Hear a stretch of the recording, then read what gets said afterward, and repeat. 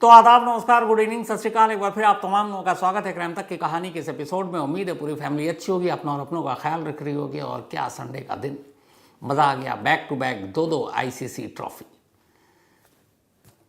मई जून में world T20 America और West Indies में, और उसके बाद अब आईसीसी चैम्पियंस ट्रॉफी जीतने वाले हम इकलौते देश बन गए जिसने 3 बार जीता। अभी तक कोई भी देश 3 बार चैंपियंस ट्रॉफी नहीं जीत पाया। और back to back ICC tournament जीतना अपने आप में एक बहुत बड़ा अचीवमेंट है।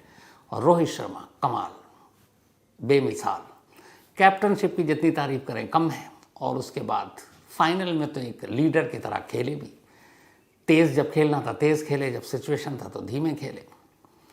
कमाल। देखिए, किस्मत और एक नसीहत भी मिलती है कल के मैच से कि ज़िंदगी में उतार चढ़ाव आता है, कभी हार नहीं मानना चाहिए। मैं इसलिए कह रहा हूँ कि वही रोहित शर्मा है। जब ऑस्ट्रेलिया के ख़िलाफ़ हम 5 टेस्ट मैच की सीरीज़ खेलने गए, रोहित शर्मा सेकंड टेस्ट से शायद उन्होंने ज्वाइन किया और हर टेस्ट में वो फ्लॉप थे। सिडनी में जब आखिरी टेस्ट था तो रोहित शर्मा ने खुद को ड्रॉप कर दिया। कैप्टन थे लेकिन नहीं खेले, कैप्टनशिप की उसमें शायद गिल ने। पर रोहित शर्मा कैप्टन होने के बावजूद अपने आप को खुद ड्रॉप करके और हट जाते हैं। और उसके बाद फिर ये सवाल उठता है कि अब रोहित शर्मा का करियर क्या हो गया। फिर न्यूजीलैंड यहाँ आती है, 3-0 से हमें हराती है। रोहित शर्मा फिर नहीं चलते, फिर रोहित पे उंगली उठती है। ऐसे वक्त में कोई भी हाथ जाए और फिर कहे कि चलो यार रिटायरमेंट ले लेते हैं। लेकिन रोहित शर्मा को अपनी काबिलियत पता थी। उन्हें पता था कि वाइट बॉल के वो बेस्ट खिलाड़ी हैं, दुनिया के बेस्ट ओपनर हैं। उनसे ज़्यादा डिस्ट्रक्टिव बैट्समैन कोई नहीं है इस वक्त। और इन तमाम नाकामी के बावजूद चैम्पियंस ट्रॉफी में वो टीम को लेके पहुँचते हैं। और जो शख्स ऑस्ट्रेलिया में अपने आप को ड्रॉप आउट कर सका, जो शख्स न्यूजीलैंड से होम सीरीज़ 3-0 से हार गया, जिसके रिटायरमेंट को लेकर लोग बातें करने लगे, बड़े बड़े सीनियर दिग्गज भी, वो बैक टू बैक इंडिया को दूसरा आईसीसी टूर्नामेंट जिलाता। क्या जितवाया है रोहित शर्मा ने, और क्या फाइनल। तो पूरी क्राइम तक फैमिली मेम्बर को बहुत बहुत बधाई, मुबारक। और मन खुश हो जाता है जब इंडिया ऐसे टूर्नामेंट जीतती है। कल थोड़ी देर के लिए जब गिल के बाद अचानक विराट कोहली भी आउट हो गए, तब मुझे ये था। और फिर जब एक ओवर मैडन खेला और फिर रोहित शर्मा छक्का मारने के चक्कर में स्टंप आउट हो गए, 3 विकेट गिर गए। और जब श्रेयस अय्यर और फिर दूसरे अपने जो बैट्समैन आए स्पिनर अक्षर पटेल, वहाँ पे अगर एक आध विकेट और निकल जाता ना तो टीम फंस सकती थी। लेकिन उन दोनों ने गजब बैटिंग की। और इस टूर्नामेंट में 2 बैट्समैन को और दिखाया कि उनमें दम है, एक श्रेयस अय्यर और एक केएल राहुल। एक भी मैच में इन्होंने गैर जिम्मेदाराना शॉट नहीं खेला। और केएल राहुल तो कमाल के, आखिरी तक मैच को जिता कर ले जाने वाली इनिंग खेली। हर मैच में आप देख लीजिए, उनको लास्ट तक डटे रहे। उनको देख के लगता ही नहीं था कि वो आउट होंगे। तो टीम गेम हमारे 4 स्पिनर कमाल के, कुलदीप, अक्षर, जडेजा और वरुण चक्रवर्ती। तो पूरी टीम इंडिया को बधाई, पूरी क्राइम तक फैमिली मेंबर को बधाई। लाजवाब। मन खुश हो जाता है जब ऐसे टीम हमारी जीतती है, कप लाती है। तो 7 आईसीसी टूर्नामेंट हम जीत चुके हैं। और अब अगले साल वर्ल्ड T20 है, वो भी इंडिया और श्रीलंका में। तो उम्मीद है, और रोहित शर्मा ने कह दिया कि अभी मेरे रिटायरमेंट की बात मत करो। मुझे भी लगता है वाइट बॉल क्रिकेट अगले 1 साल तक आराम से खेल सकते हैं। इसके बाद अब 22 से IPL शुरू, 2 महीने लगातार मौसम रहेगा क्रिकेट का, मज़ा आएगा। तो ये तो हो गई खुशी शेयर करना आप लोगों से। अब आज की कहानी सुनाऊं उससे पहले एक छोटी सी कहानी सुना देता हूं और कुछ आपको झलकियां भी दिखा देता हूं। कमाल है। बिहार के आरा शहर में आज के दिन सुबह 10:28 पर टाटा कंपनी का तनिष्क ज्वेलरी शॉप होता है। आपको पता है पूरे इंडिया में इनके दुकानें हैं, तनिष्क। तो ऐसी एक ज्वेलरी शोरूम जो आरा में, टाटा का तनिष्क, काफ़ी बड़ा, आसपास के दूर दराज लोगों से, इलाके से लोग खरीदने के लिए आते हैं। जेवर, शादी का सीज़न भी चल रहा है। 10:28 पर 5 लुटेरे इस शोरूम में घुसते हैं। और ये तस्वीरें हैं उसी शोरूम की। 9 मिनट के अंदर 25 करोड़ रुपए, 25 करोड़ रुपीस के जेवर लूट कर भाग जाते हैं। कमाल ये है कि जब ये घुसे, एक सिमरन नाम की फीमेल एम्प्लॉय, वो अपनी जान हथेली पर रखकर लुटेरों से नज़रें बचाते हुए पुलिस को कॉल कर देती है। एक नहीं 10-12 कॉल करती है। एक बार भी पुलिस पहले तो फ़ोन नहीं उठाती, फिर उठाती है, कहती है अच्छा अभी पहुंच रहे हैं, अभी पहुंच रहे हैं। और पुलिस आती नहीं है। सोचिए, शोरूम में डाका पड़ रहा है, एक लेडी अपनी जान पर खेलकर पुलिस को फ़ोन कर रही है, और 12 कॉल करने के बाद पुलिस नहीं आती। पुलिस कब आती है? जब महफिल लुट जाती है, यानी शोरूम लुट जाता है। 9 मिनट तक लुटेरे भी बेचारे शायद पुलिस का इंतज़ार करते रहे, और फिर 25 करोड़ रुपए लेकर शोरूम से रफू चक्कर हो गए। उसके बाद पुलिस आती है। लेकिन इन लुटेरों का भी क्या कम, मतलब कॉमेडी सीन लग रहा था मुझे तो। आप सिर्फ इस सीसीटीवी में एक चीज़ देखिएगा ध्यान से, इसमें 5 लुटेरे हैं, हथियार है इनके पास। इनमें से एक हेलमेट पहने हुआ दिखाई देगा आपको, हेलमेट के पीछे भी चेहरा छुपा हुआ है। एक ने मास्क लगा रखा चेहरे पे, मतलब ये 2 लोगों ने चेहरा छुपा रखा है। अब बाकी के 3 को देखिए, तीनों का चेहरा खुला हुआ, कोई मास्क नहीं, कोई हेलमेट नहीं, कुछ नहीं। अब इन्हें कौन समझाए कि अबे बेवकूफ़ हो, तुम 5 अगर इकट्ठे गए हो, 2 चेहरा छुपाए हुए हो, 3 दिखा रहे हो, कैमरे में कैद हो रहा है, उन 3 में से एक भी पकड़ा जाएगा, तीनों पकड़े जाएंगे, तो तुम्हारा तो भेद खुल ही जाएगा कि भैया वो मास्क वाला ये था, इसका नाम ये था। क्या तो 5 पहनते, 2 पहन कर आ रहे हो, 2 अपनी आइडेंटिटी छुपा रहे हो, 3 खुल्लम खुल्ला घूम रहा है, चेहरा दिखा रहा है। तो आपस में लगता है टाई अप ही नहीं था, या शायद ट्रेनिंग इनको सही नहीं मिली थी, यही कह सकते हैं। खैर, बाद में इनमें से 2 पकड़े गए, थैले में भर भर के जो ये ज्वेलरी लेकर गए थे, उसमें से कुछ 2 थैले तो बरामद हो गए हैं। अभी बाकी का माल बरामद होना है। लेकिन कमाल है बिहार पुलिस, आरा पुलिस कि बताओ, सुबह सुबह फ़ोन कर रहे बेचारी, वो लेडी, उसको जान को खतरा है, अगर लुटेरे देख लेते कि ये फ़ोन कर रही है तो क्या पता उसे गोली मार देते। लेकिन पुलिस वाले अभी आ रहे जी, अभी आ रहे जी, और आए ही नहीं, और वो निकल दिए। कमाल का है, 25 करोड़ बिहार में ये अब तक की सबसे बड़ी लूट है किसी ज्वेलरी शोरूम में। इससे पहले इतनी बड़ी लूट नहीं हुई। कुल 50 करोड़ के उस वक्त ज्वेलरी वहाँ रखे हुए थे। वो तो लुटेरों के पास टाइम कम था, 9 मिनट लग गए थे, फिर कितना समेटते, थैलियाँ भी कम पड़ गई, तो इसलिए वो सिर्फ, बल्कि थैलियों में जो रख रहे थे जेब में भी ठूंस कर ले गए। अगर उनके पास और लोग होते या और थैले होते तो 50 करोड़ ले जाते, लेकिन 25 ही ले जा पाए, 25 करोड़ बच गए। खैर, बाकी अब देखिए, गलती की पुलिस ने, अब उन्हें शायद पकड़ लिया। तो ये तो रही कहानी और ये तस्वीरें। अब आते हैं आज की कहानी के ऊपर। फ्राइडे यानी कि 7 मार्च, फ्राइडे को अयोध्या में एक शादी थी। ये जो शादी थी प्रदीप नाम के एक लड़के की और शिवानी नाम की एक लड़की की। रिश्ता 1 साल पहले तय हो चुका था। शिवानी प्रदीप अक्सर फ़ोन पे भी बात करते थे। दोनों के घर की दूरी लगभग 2 घंटे की थी। अयोध्या में ही 2 अलग अलग इलाकों में रहते थे। साल भर पहले रिश्ता तय हुआ, शादी की तारीख आई, शादी की तारीख रखी गई। 7 मार्च फ्राइडे का दिन था उस दिन। 7 मार्च की शाम को प्रदीप बैंड बाजे के साथ अपनी बारात लेकर शिवानी के घर पहुंचता है। वहाँ सारी रस्में पूरी होती हैं, प्रदीप नाचता भी है और बारातियों का स्वागत भी होता है। उसके बाद बारात वहाँ रात को ठहरती है, जो अपने कल्चर है।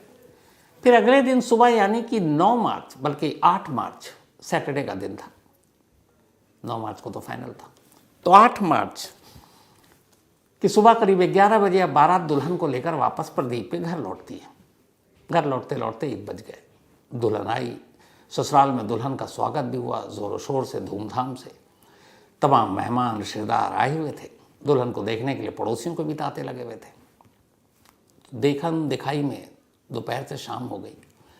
फिर शाम को पूजा दुल्हन के स्वागत के लिए रखा गया, पूजा पाठ हुआ, सब कुछ। इसके बाद ये सब खत्म हुआ तो फिर दुल्हन के स्वागत के लिए महिलाओं ने गीत गाना शुरू किया।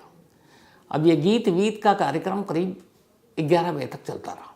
11 बजे फिर लोगों ने खाना खाया और एक एक कर अब सब सोने की तैयारी कर रहे हैं। जल्दी इसलिए भी सोना है कि अगले दिन यानी कि 9 मार्च को, 7 मार्च को बारात गई, 8 मार्च को विदाई हुई और 9 मार्च को रिसेप्शन था प्रदीप के तरफ से, प्रदीप के घर के पास एक बैंकेट हॉल में। तो सारे मेहमान 8 मार्च की रात सो गए, 9 मार्च को रिसेप्शन।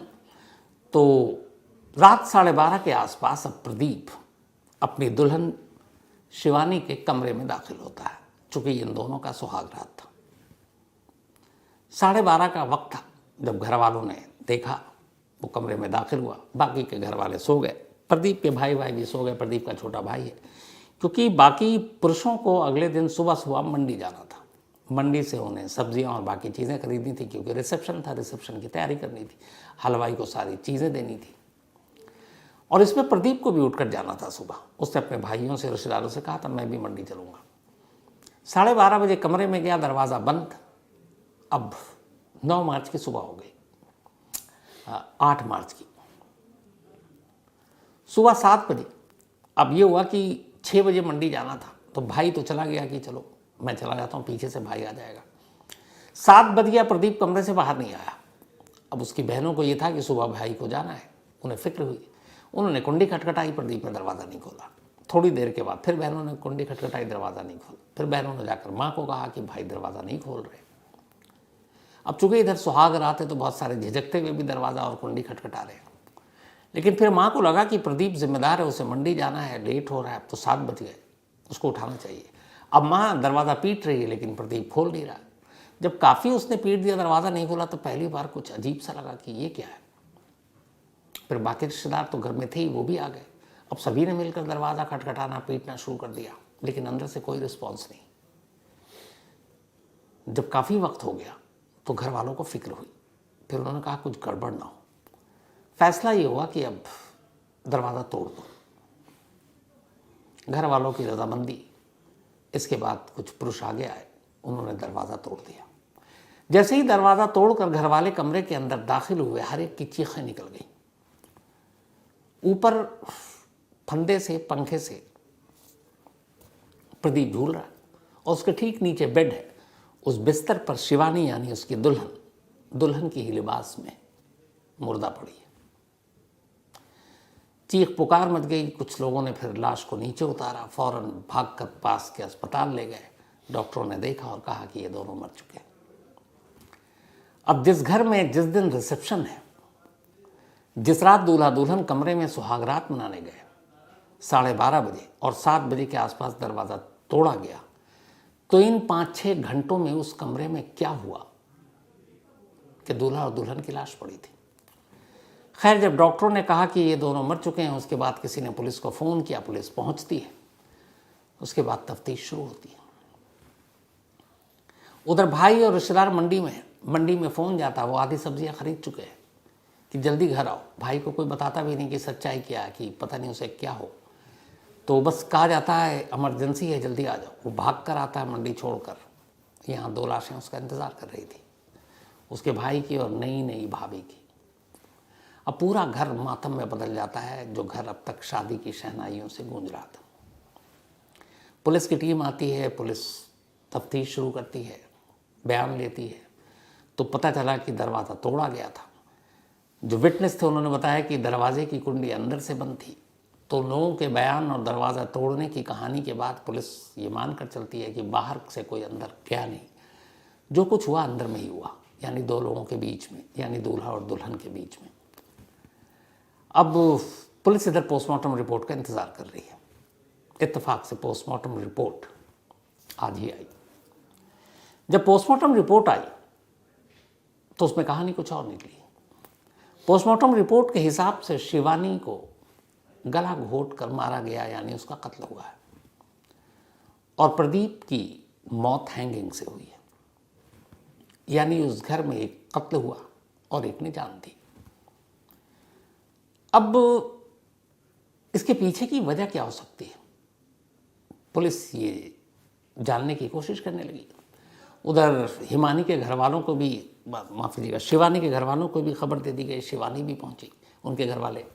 अब वो सारी चीज़ें पुलिस पूछताछ कर रही है। पूछताछ में एक चीज़ जो सामने है वो ये कि दोनों ही घर में से किसी को कोई शक नहीं। शिवानी की माँ ने कहा कि वो बहुत खुश थी, बहुत अच्छे से विदाई हुई, शादी बहुत अच्छे से हुई।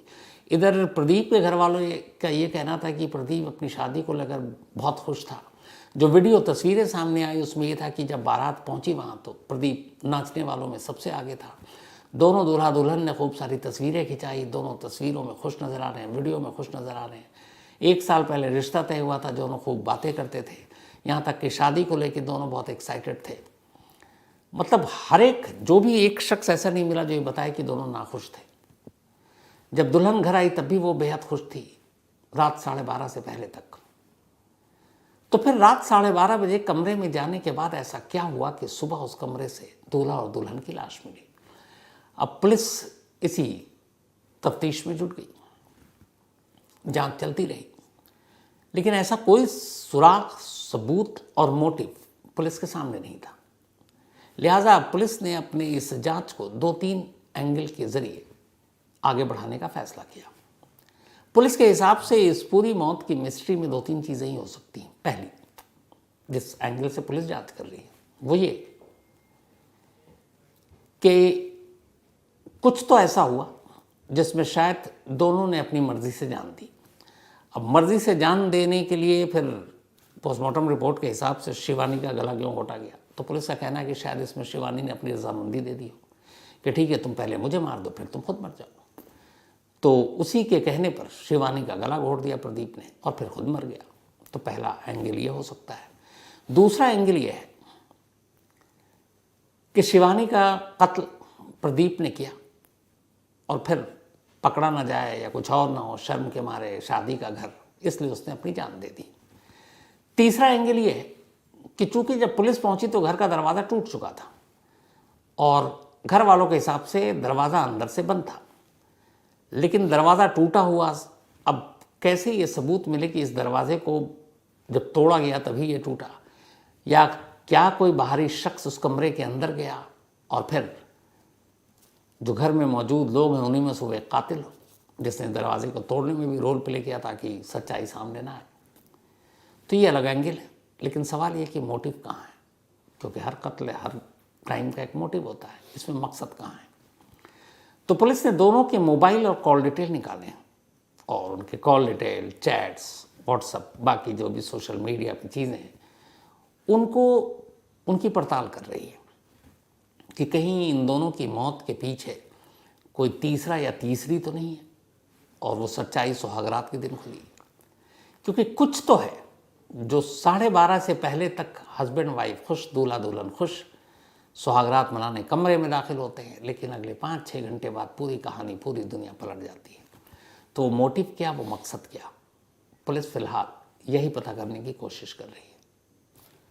जैसे ही ये मोटिव और मकसद पता चलेगा मैं आपको ज़रूर बताऊंगा, लेकिन बड़ी अफसोसनाक, क्योंकि जिस दिन ये मौत हुई उसी दिन रिसेप्शन, और सबसे अफसोस की बात ये कि जब ये सब कुछ हो गया, पोस्टमार्टम हो चुका, बॉडी सौंपी गई, दोनों घर वालों की मर्जी थी, तो प्रदीप और उसकी पत्नी शिवानी की चिता एक साथ जलाई गई। एक ही अर्थी सजी, एक ही अर्थी पर दोनों चिताएं और एक ही साथ दोनों का अंतिम संस्कार। मतलब इससे अफसोसनाक किसी दूल्हा दुल्हन की मौत क्या होगी। तो इसका जो भी मोटिव होगा, मोटिव कुछ तो है, कुछ तो कहानी है। तो जो भी होगा, जब भी सामने आएगा आपके साथ ज़रूर शेयर करूंगा। फिलहाल इस कहानी में इतना ही।